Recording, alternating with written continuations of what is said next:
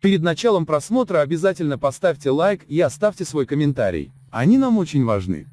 У 40-летнего Бишима, проживающего в одном из сел рядом с городом Маре, парализованы обе ноги. По дому он передвигается только с помощью рук, но каждый день, взобравшись на инвалидную коляску, он выходит на улицу просить милостыню. Вся его семья, в которой никто не работает, пытается выжить на милостыню, выпрошенную Бишимом, рассказывает корреспондент Азатлыка. Где-то год назад дневной сбор Бишима доходил до 20 манатов, но теперь подаяния не превышают 7-10 манатов.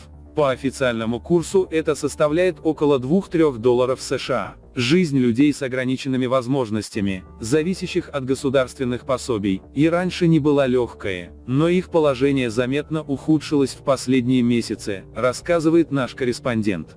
На прошлой неделе президент Туркменистана Гурбангулы Бердымухамедов подписал указ о повышении с 1 января следующего года бюджетных выплат, в том числе государственных пособий по инвалидности на 10%.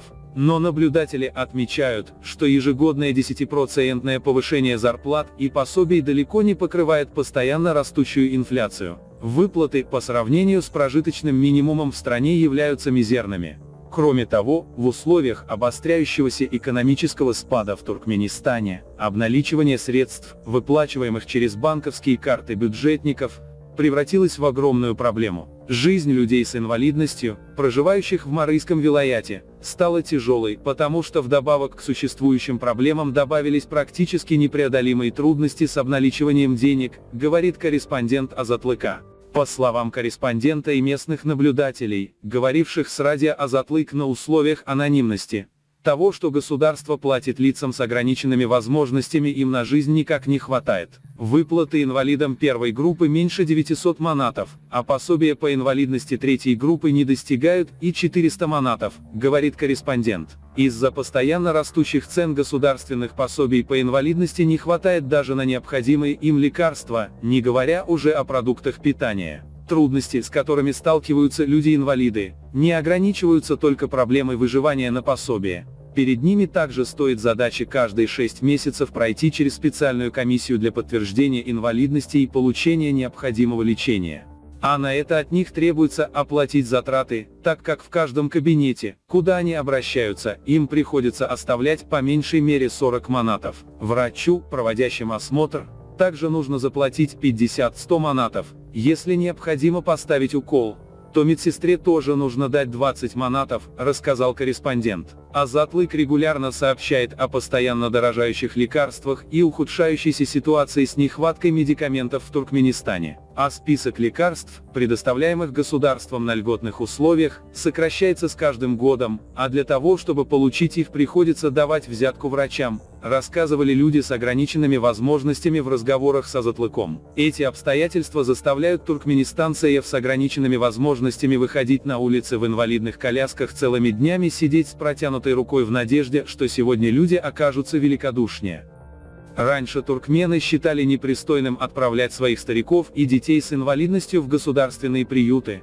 Но теперь многие семьи не в состоянии содержать нетрудоспособных членов семьи. В Марийском вилаяте становится больше семей, которые отвозят своих пожилых родственников в дом престарелых в Мургабском Этрапе, а детей-инвалидов в специальные приюты в Маре и Байрамали. Но и в этих государственных приютах, охваченных коррупцией, частные пожертвования и продукты питания зачастую не доходят до их обитателей, рассказал местный чиновник, непосредственно знакомый с ситуацией, в анонимном разговоре с корреспондентом Азатлыка. Бяшим из Мары, который вынужден попрошайничеством кормить свою семью, рассказывает, что не только стал меньше получать подаяний, но и люди стали его гнать с улицы.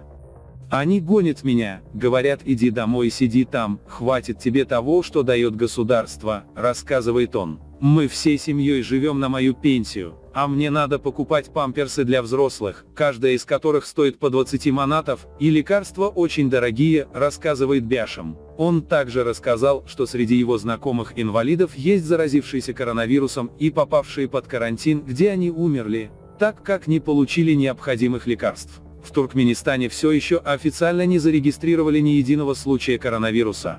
Как передает Государственное информационное агентство ТЭТ со ссылкой на отчет вице-премьера Гадергельды Мушшикова, в период с января по сентябрь текущего года рост валового внутреннего продукта Туркменистана составил 5,8%. Кроме того, согласно сообщению ТЭТ, в стране ведутся строительные проекты на десятки миллиардов долларов США. В Туркменистане подорожали стройматериалы. В Туркменистане из-за карантинных ограничений в числе прочих заведений закрытыми остаются магазины строительных товаров. Это привело к возникновению черного рынка стройматериалов. За последний месяц цены на черном рынке выросли в несколько раз. Так, например, в Либапе мешок цемента продается от 250 до 320 манатов, знак доллара 71,4, 91,4 по курсу ЦБ.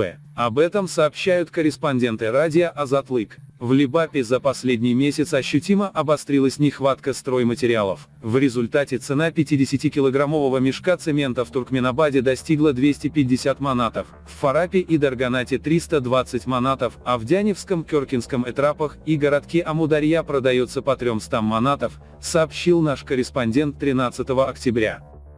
Неделю тому назад, 6 октября, другой корреспондент радио «Азатлык» сообщал, что в Либапском регионе цемент продавался в среднем по 100-140 манатов за мешок. До мая этого года государственная цена 50-килограммового мешка цемента была около 13 манатов. Но в государственных магазинах его практически невозможно купить, а в частной продаже цены регулярно росли. Резкий рост цен цемента и возникновение черного рынка строительных материалов в Либапе происходит в то время, как в связи с коронавирусными карантинными мерами в Туркменистане наряду с базарами и магазинами закрытыми остаются магазины строительных товаров. В Туркменабаде из-за карантинных ограничений магазины строительных товаров все еще остаются закрытыми.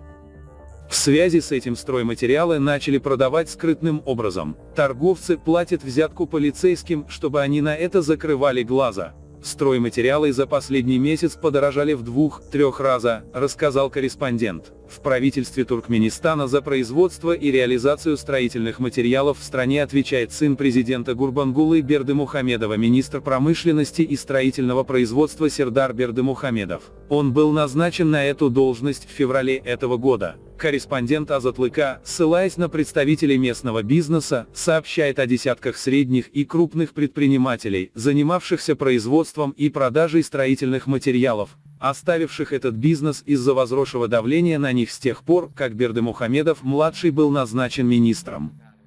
Остановка значительной части местного производства и прекращение импорта таких товаров, как цемент, арматура, профильный шифер стали основной причиной подорожания и нехватки стройматериалов. Из-за бюрократии, основной целью которого является вымогание взяток у грамотных и знающих свое дело предпринимателей, стало невозможно найти необходимые стройматериалы. Даже самые простые товары, как цемент, арматура и шифер, стали дефицитными, говорит корреспондент. Неделю тому назад, другой корреспондент Азатлыка сообщал о том, что один лист асбестового шифера продавался за 60-63 манатов. Он отметил, что цены растут даже на товары местного производства. Кроме того, базары сейчас закрыты и стало трудно перевозить товары с одного места на другой, добавил он.